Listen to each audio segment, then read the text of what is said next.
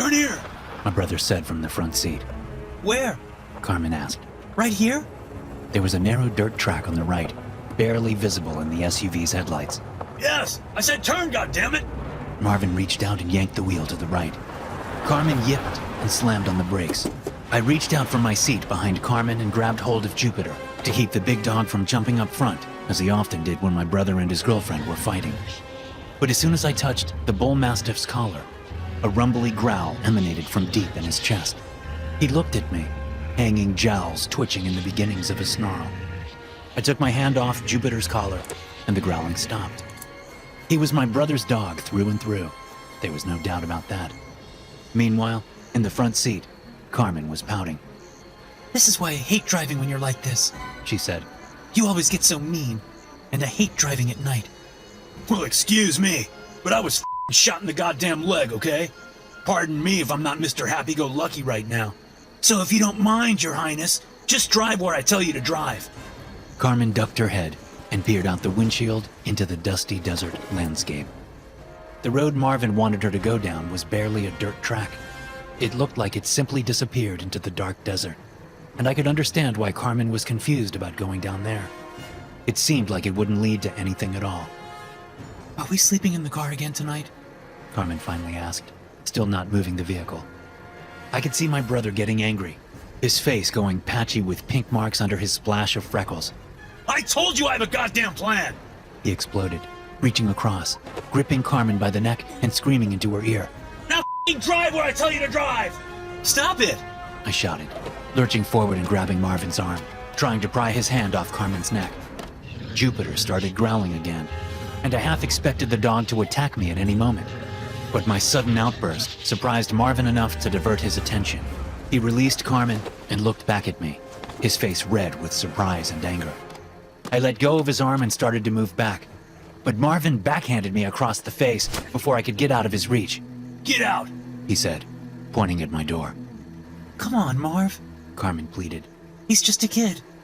Jane, get the f*** out of this car right now, Marvin said, ignoring his girlfriend. Jupiter stared at me, seeming to enjoy the turn of events. I grabbed my backpack, which contained all my worldly possessions, and got out of the SUV. A cool wind blew bits of desert sand across my feet. A moment later, the SUV moved off down the dirt track. I watched it go until it wasn't anything more than a set of red taillights in the distance. Shaking my head and fighting back a mix of anger, dejection, and sadness, I started off down the track, hoping it wouldn't be a long walk to wherever it was my brother was going.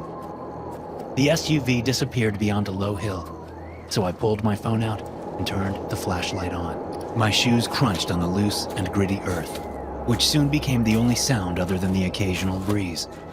A howl from the darkness to my right caused my spine to straighten. I stopped walking and pointed my flashlight that way, seeing nothing but little desert shrubs and cactus plants. It's just a coyote, I told myself. But it didn't sound like any coyote I'd ever heard before, and I'd heard plenty. Swallowing, I forced myself to keep walking, picking up the pace this time. Another howl came again, this time from closer. It was followed by a series of screaming yips that seemed to come from all around me. I hurried along, nearly jogging. Off to my right, a blur of movement streaked through the night just beyond the reach of my flashlight. I only caught a glimpse of it, but the image that stuck in my mind was one of a coyote running on its hind legs. It was running fast. I broke into a full sprint, legs pumping and arms pistoning. I rounded the low hill behind which the SUV had disappeared and saw the vehicle some 50 yards away, headlights still on and illuminating a ramshackle one-story house. As I reached the SUV, I stopped and turned around, swallowing huge gulps of air. Sweeping my light around, I looked for any sign of whatever I'd seen, but saw nothing, and heard nothing. I turned and looked into the SUV, seeing that only Carmen was inside, still sitting in the driver's seat. She looked over at me as I opened the front passenger door. Her pretty face was streaked with tears. I was just going to come get you, she said, wiping her cheeks. There's something out there, was what I wanted to say, but it suddenly sounded so juvenile in my head. Of course there wasn't anything out there. Well, maybe some coyotes, but certainly not any that ran on their hind legs. "Are you okay?" I asked, shrugging off the frightening encounter. "You better go inside. You know how he doesn't like us talking to each other while he's not around." I nodded sadly, shut the door, and then walked up to the house. The front door was unlocked, and Marvin already had a camping lantern set up in the living room. The place was a dusty mess, but there was still furniture around, which was good. Marvin came limping into the living room from the hall, his right leg tied with a bandage just above the knee. Jupiter followed along behind him. My brother glared at me as he moved into the adjacent dining room and pulled a chair out from the table, setting his flashlight down as he sat in the chair. Help me clean this, he said. "Where's the first aid kit?" I asked. He pointed. in my bag. I opened his bag to reveal the stacks of money he'd taken during the robbery. I had to dig past it to find the kit. When I did, I brought it over to him. "Whose house is this?" I asked. Doesn't matter, He said. it's abandoned. "Why though? It looks like they just up and left one day." The hell should I know? Indians are stupid and superstitious. Something about an evil spirit haunting the house. I don't know. It's all bull. I thought about my experience outside and suppressed a shiver. "We're still on Navajo land?" I asked. What did I just say? "Well, I know there's a Hopi reservation too. Just shut up and help me clean the bullet wound. He took off the bandage and separated his ripped jeans so I could access the wound. I cleaned it and gave him a new bandage. Carmen walked inside as we were finishing up. She moved directly to the couch in the living room, dusted off the cushions, and sat down. I looked at Jupiter, who sat next to Marvin's chair, staring up at me accusingly. "How long are we going to stay here?" I asked. Couple of days, until everything blows over. Another one of those strange howls sounded from outside. "What was that?" I asked, pulse rising. Just a coyote. Marvin said, but I could see the slightest hint of fear in his face as he said it, and I could tell he didn't believe the words himself.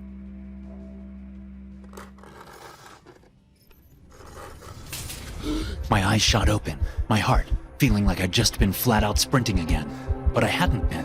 I'd been asleep. I was lying on the couch in my sleeping bag.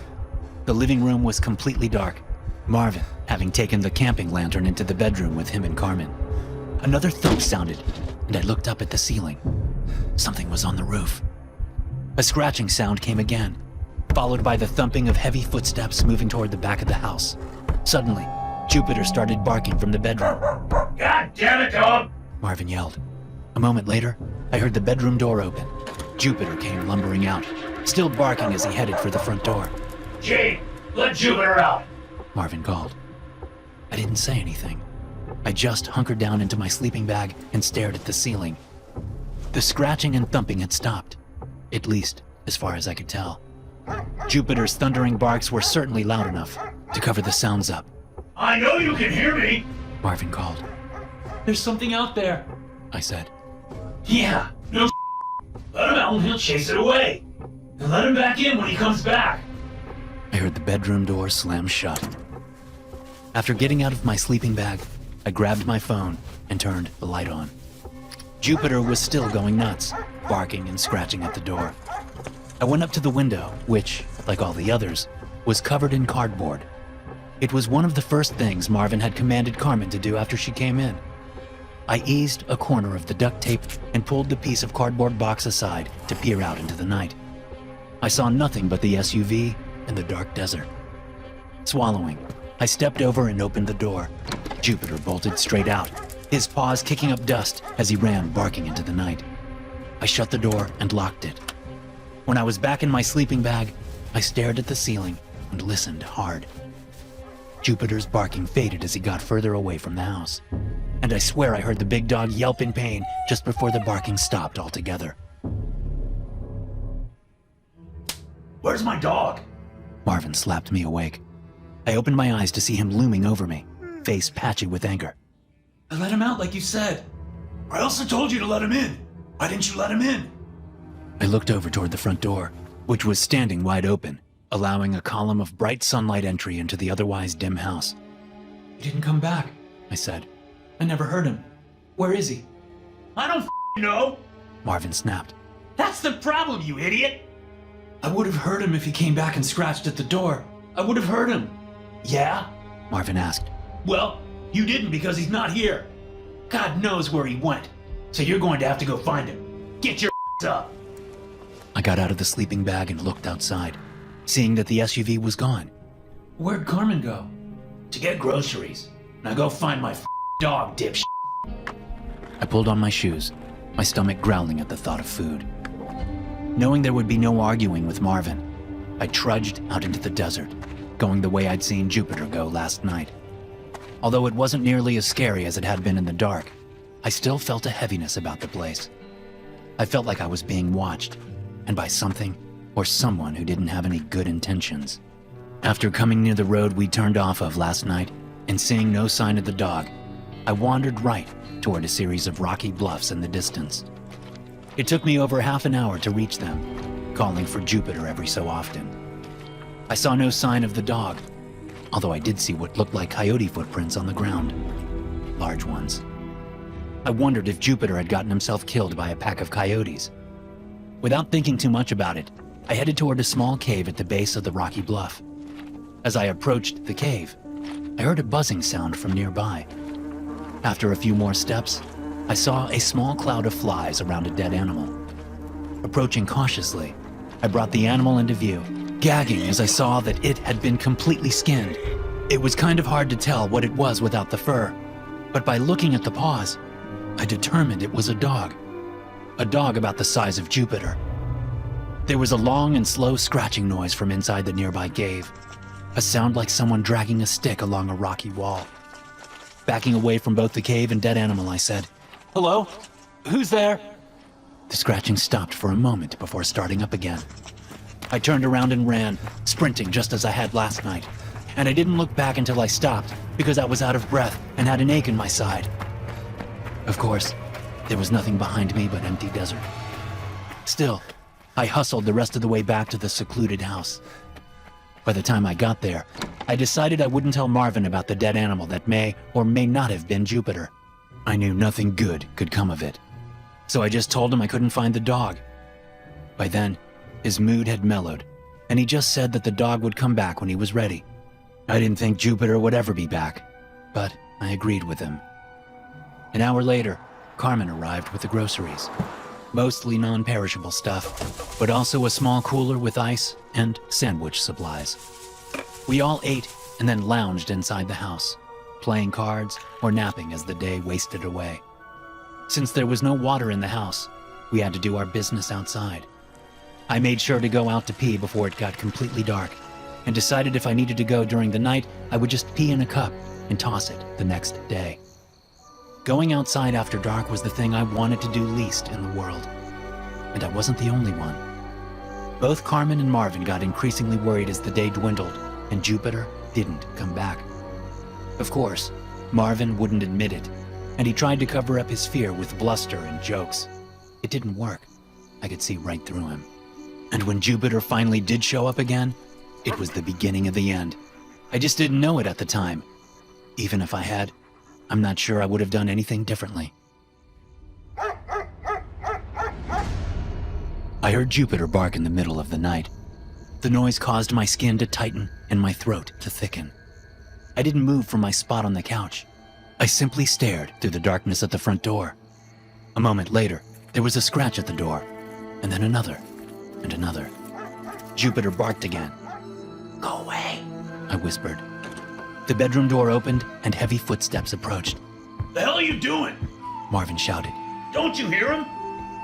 I didn't answer. I just stared at the door as Marvin stepped to it. My whole body went stiff with fright. My brother opened the door, and Jupiter trotted in like he'd just gone out to pee. "Good boy," Marvin said, kneeling down to hug and pet the dog. I sat up and watched the dog follow Marvin down toward the bedroom. Jupiter glanced back at me, his eyes flashing white for the briefest of moments. Then they were both gone, and I heard the bedroom door close. I stayed where I was, unmoving, knowing I wasn't wrong about Jupiter. I'd seen his mutilated body out in the desert near the cave. I'd seen it. This was impossible. When 15 minutes passed and nothing happened, I laid back down on the couch and tried to go back to sleep. I wasn't able to sleep. Not while I was in the house with Jupiter. So I decided to go sleep in the SUV. As I was pulling my shoes on, I heard the bedroom door open softly. Holding my breath, I stood up and looked at the dark rectangle of the hallway entrance, waiting for Jupiter to appear walking on his hind legs. When Cameron came sulking into the living room, I breathed a sigh of relief. Then I saw the look on her face. "What's wrong?" I asked. She shook her head. "That's not Jupiter." Hearing her speak the words that had been rattling around in my head gave me a sickening jolt of terror. "I was going to sleep in the SUV," I said. Carmen just stared at me for a long moment. Then she said, "What about Marvin? I'm afraid something bad will happen to him." I stared down the hall, not wanting to go anywhere near that dog. "Please, Jean," Carmen said. "Can you please try to get him? Or try to get the dog out of here?" As much as I didn't want to go to the bedroom, I knew she was right. I didn't like the way my brother treated me or Carmen, but he was still my brother. I couldn't just leave him in there with that thing. I moved to the kitchen and grabbed a knife, then headed haltingly down the hall. The bedroom door was open, and I started to shake as I approached it. A sound like fast, heavy breathing emanated from the room. I stopped at the door and peered inside, chest contracting and heart spasming as I took in the scene. Jupiter loomed over my brother, who was lying on the bed.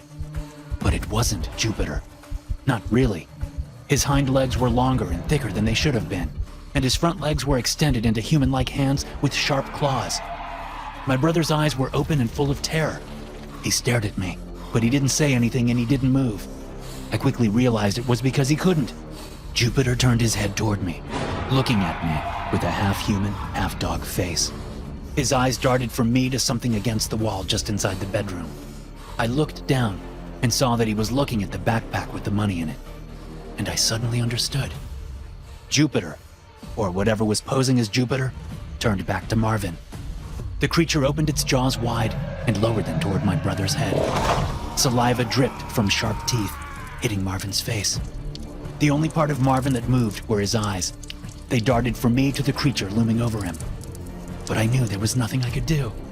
The creature closed its jaws on my brother's face, the teeth puncturing skin, and then cracking the facial bones underneath in a sickening symphony of horrible sounds. I dropped the knife, reached inside the room, and grabbed the backpack. Then I turned and ran down the hall. "Do you have the keys?" I asked Carmen. She nodded. "Let's go." "What about? He's dead!" I shouted, nearly crying now. "And Will will be too if we don't go." Carmen spared one last glance down the hall and then followed me outside into the night. The next morning, I walked into a hospital on the other side of the Navajo reservation from where we'd been holed up. I found the Navajo man's room, the man Marvin had shot during the robbery. He was in stable condition, but unconscious as I stepped inside. I looked at his face for a long time, at his long black braids and his olive skin, and I wondered if he'd somehow sent that creature after my brother. I didn't know enough about what they called skinwalkers to understand how they operated or why they did certain things, but giving the money back to its rightful owner seemed like the only thing to do. It also seemed like the right thing to do. So I left the backpack on a chair next to the man's bed, and I walked out of the hospital, knowing I would never see my brother again, and hoping I would never see Jupiter again. It was certainly deep enough to hide an animal or a human. As I crept closer, I brought a person into view. It was a man, crouching in the steam bed with his back to me. As far as I could tell, he was completely naked and sickeningly skinny. The knobs of his spine seemed to stretch his skin, and his ribs were clearly visible, like he was in the process of becoming nothing but a skeleton. His long and greasy black hair hung down, nearly reaching the ground, and he seemed to be working on something with his hands, his shoulder blades sliding back and forth under his skin. It took me all of 2 seconds to comprehend what I was seeing, but I had yet to move past comprehension to any sort of coherent action. The fact that I was shaking with fear didn't help. Suddenly, the man stepped away, moving his arms, and went completely still. "Alton, help me!" he said in my wife's voice. Then his head began to turn toward me, and he started to stand up. "Alton?" The voice came from behind me, snapping me out of my paralysis and prompting me to look over my shoulder. Maya, dressed in a robe, was standing near the chicken coop. The back porch light was on, illuminating her from behind. I faced forward again and looked into the steam bed. It was empty. There was no man. There was nothing there. "What are you doing, babe?" Maya asked, stepping up beside me. I shook my head. "I don't know. I thought I heard your voice out here, and then there was nothing. I'm just exhausted." Maya moved in front of me and grabbed my hand, looking at me with her depthless brown eyes. "You heard my voice?" she asked. "Are you sure?" I could see the fear in her face, and the last thing I wanted to do was scare her, so I shrugged it off. "I must have heard you calling from inside the house or something. I don't know." "I wasn't calling from inside the house," she said. "I was asleep. I only woke up a minute ago when I heard you calling my name. Like I said, I'm exhausted. Hell, maybe I was sleepwalking." Maya didn't look convinced. She peered at the steam bed and beyond. Then she turned and headed back to the house, bringing me along by the hand. When we got back inside, she sat me down at the kitchen table and gave me a look I'd never seen before. Like I said, my wife was tough. Although we'd only been married for about a year, we'd been together for almost 5. And in all that time, I'd never seen the frightened look on her face that I saw as we sat in the kitchen. "Tell me everything," she said. "Don't leave anything out. Start when you first heard the voice." "Are you messing with me right now?" I asked. "Trying to freak me out? I'm telling you, it's nothing to worry about. I'm just tired." Maya sighed and stood from the table, walking over to the kitchen window to peer out into the backyard. "I haven't really told you a lot about my culture," she said. "Not just because I spent my youth rejecting that culture, but also because it's not common for us to talk to outsiders about some things." She turned back to me. "And I'm not trying to make you feel like an outsider, because you're my family now, and I'm your family, and that will never change. But there are some things that you wouldn't understand, no matter how much I explain them to you. There are some things that you would probably scoff at and deny for lack of evidence. But I'm telling you right now that I've seen things that shouldn't exist. I've experienced dark things that I never want to talk about. So I need you to tell me exactly what happened.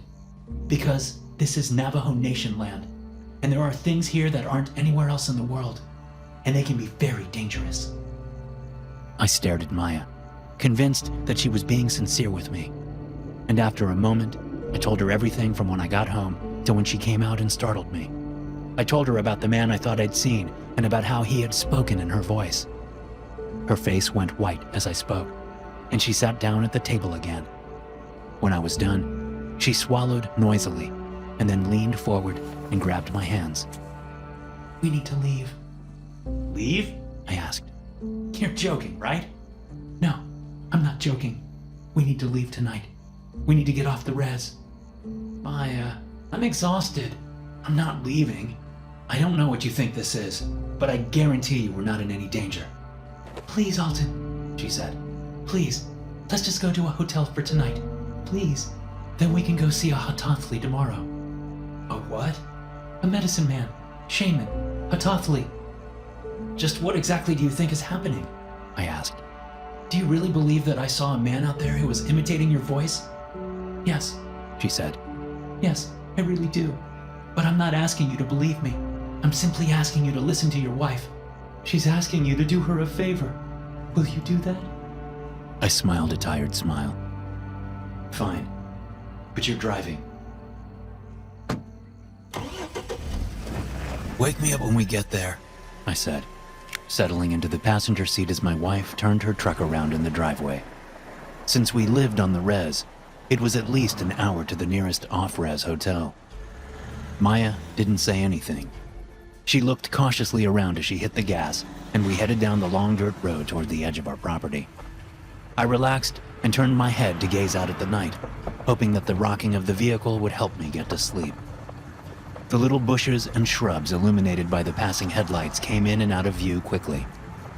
But there was something moving out there, something just beyond the glow of the headlights, barely visible as it kept pace with the truck. I squinted, trying to see it better. It shot toward the car, moving faster than anything I'd ever seen before. As it came close to my window, a move which took less than a second, I saw that it was a strangely deformed coyote running on its hind legs. Its body reminded me of the man I thought I had seen in the stream bed, but if only he'd somehow transformed into a half man, half coyote. It ran straight up to my window and peered inside, still running, easily keeping pace with the truck. Don't look at it! Maya screamed, but I couldn't help it. I stared into its eyes, but they weren't the yellow eyes of a canine. They were the deep brown eyes of a human. Suddenly, a kaleidoscope of images passed through my brain, erasing reality and sending me spiraling into a world of confusion and fear.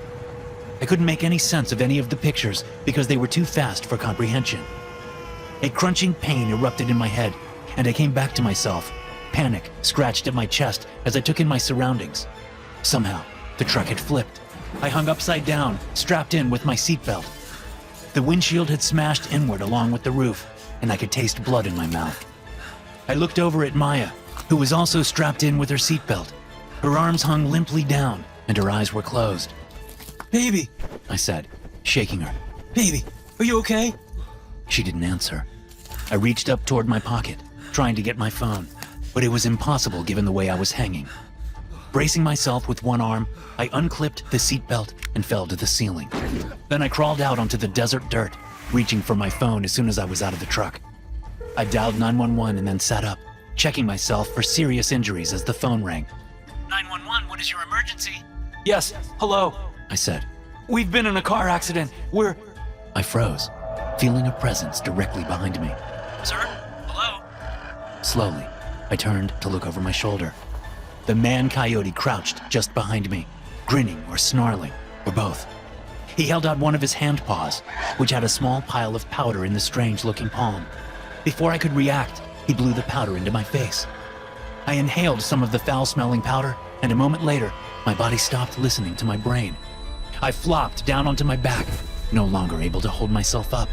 The phone fell from my hand, but I could still hear the operator asking if I was there and telling me there was help on the way. I could do nothing but stare off to my left, because that was the way my head had come to rest. All I could see was the back of the truck and the desert beyond it. The coyote man had disappeared from my vision. I couldn't speak and I couldn't move, but I could think. And all I wanted to do was shout Maya's name.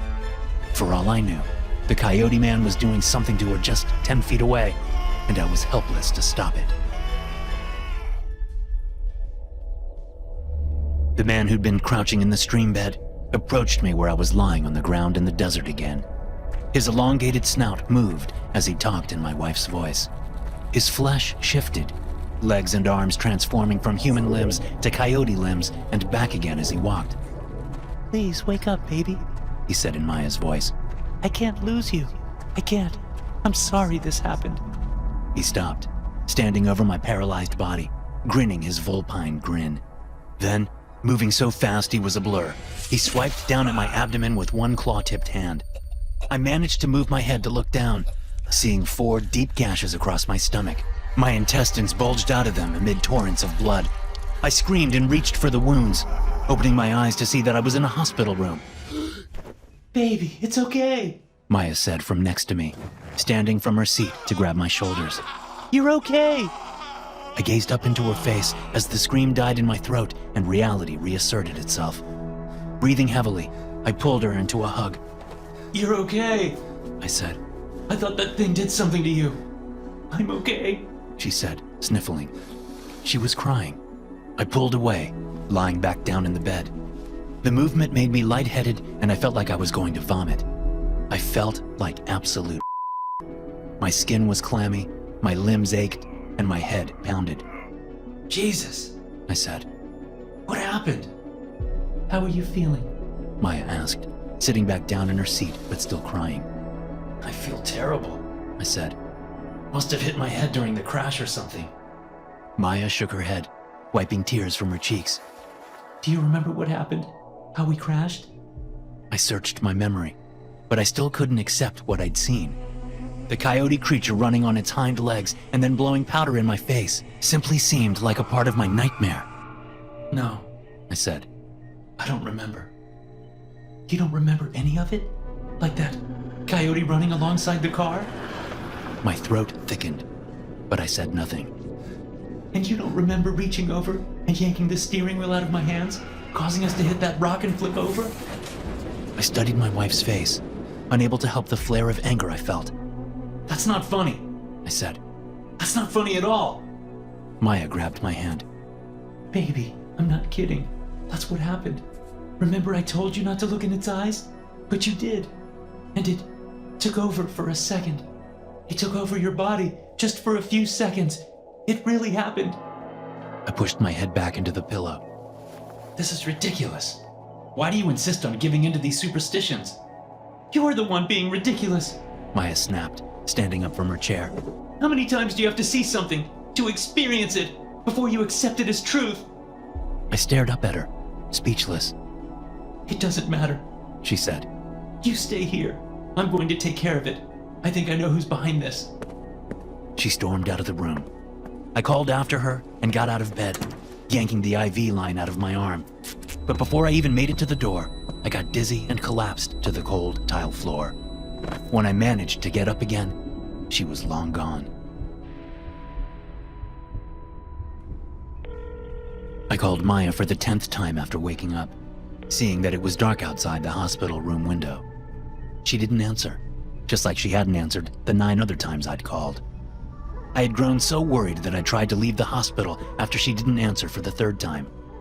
But I hadn't even made it down the hall before a nurse saw me and made me get back into my bed. I wouldn't have been able to make it outside without collapsing anyway. When I asked the nurse what was wrong with me, why I felt so sick, she told me they were still doing tests. Now, the hospital was relatively quiet. My phone said it was just after 10 o'clock.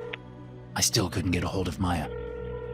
Screw it, I said, swinging my legs out of bed and pulling the IV line out again. I looked in the wardrobe and found my clothes, but it took me a good 5 minutes to pull them on because I kept having to stop and rest. When I was fully dressed, I realized I didn't have a vehicle at the hospital. I would have to get a ride home, and it would be an expensive one. Still, I ordered the Uber and wobbled my way to the door. I peered to my left in the hall, seeing that the corridor was empty.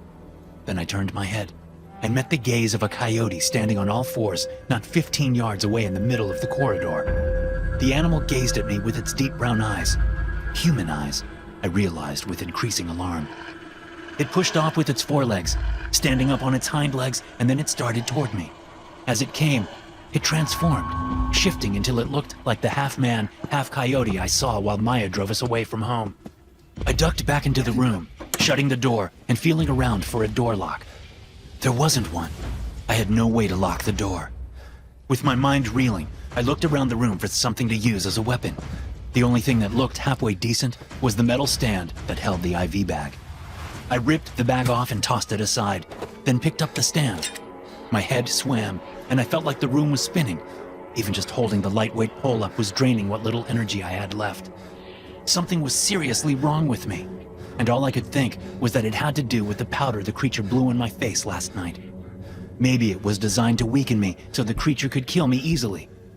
I cursed myself for not believing my wife. I was going to die because I couldn't accept the truth. The door handle turned, and the door swung open. The werewolf-looking creature stepped into the room and shut the door behind it, staring at me with its human-looking eyes the whole time. I backed away as the creature moved toward me. My back hit the corner of the room as the creature strolled around the bed, closing in on me. Holding the pole in front of me, I thrust it as hard as I could toward the creature's face. He batted it away with one hairy, clawed hand. It clanked as it hit the floor. With his other hand, he slashed at me, mauling my face. I grunted in pain and slid down the wall to the floor, too weak to do anything but die.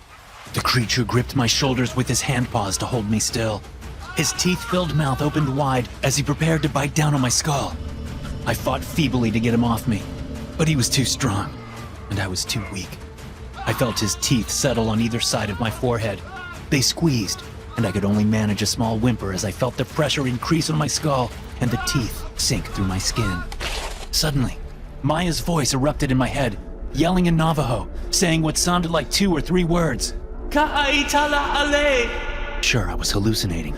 I just kept my eyes closed and waited for the end, but the teeth pulled away from my head, and I realized that Maya's voice wasn't in my mind. Kaitala.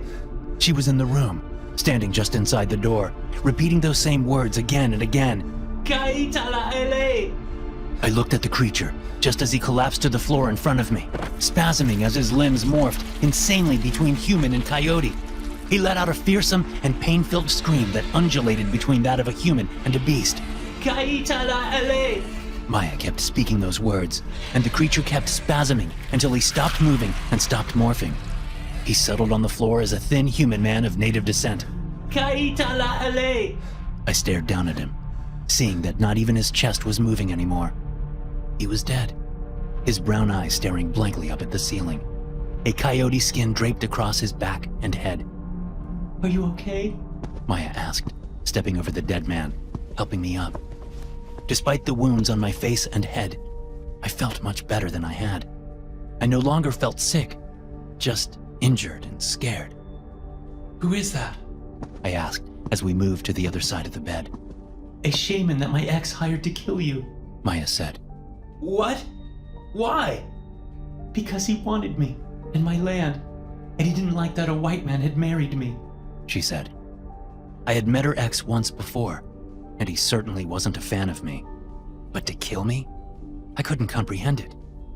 He hired this guy to kill me? Yes, she said. How did you stop him? I asked. What were you saying? The only way to truly kill one of them is to say their name. That's it? You just have to say their name? Maya nodded. But not the name that everyone knows. Their true Navajo name. That's why I was gone all day. I had to track down someone who actually knew his real name and then convince her to give it to me. Our true names are powerful, so we keep them secret. This is why. I nodded, staring down at the dead man. Powerful is right. Wait, why didn't he just kill me yesterday after the crash?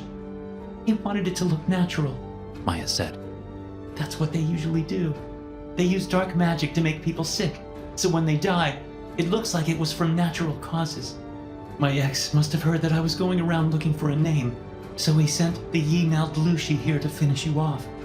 I stared at my wife, still trying to wrap my head around how close I'd come to death. If you hadn't got here when you did. I know, she said. But I did. We were silent for a few long moments, holding on to each other as we stood next to the bed. Are you feeling better? She asked. Yes, I said. But I just have one question. What's that? You have a whole other name that you've never told me? Maya smiled slyly.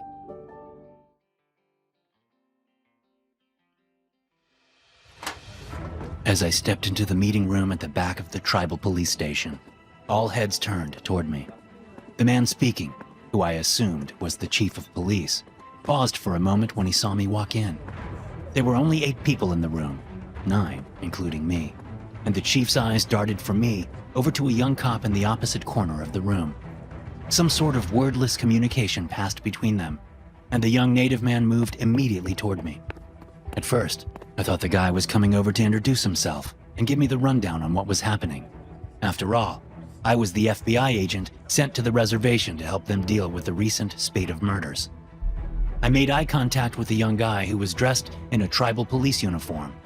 He glared at me and then shifted past me, heading out the door I'd just come through. Some welcome, I thought, turning to listen to the last of the chief's words as he wrapped up the meeting. Okay, you all know what to do. Let's go. The police officers, all of them native, turned and headed for the door. I had an inkling that the brass decided to send me out here because I was Hispanic. I had brown skin and dark hair, so maybe my new agent in charge thought to himself, close enough. Or maybe that was just my cynicism talking. Either way, the amount of melanin in my skin certainly didn't provide a warm welcome from the tribal police members. No one even acknowledged my presence until I stepped in front of the chief, a large man with a thick face and dark, wide-set eyes. Excuse me, Chief Herbert, I said, proffering my hand. I'm Special Agent Galvan. Herbert shook my hand. I appreciate you coming, Special Agent Galvan, but we have this under control.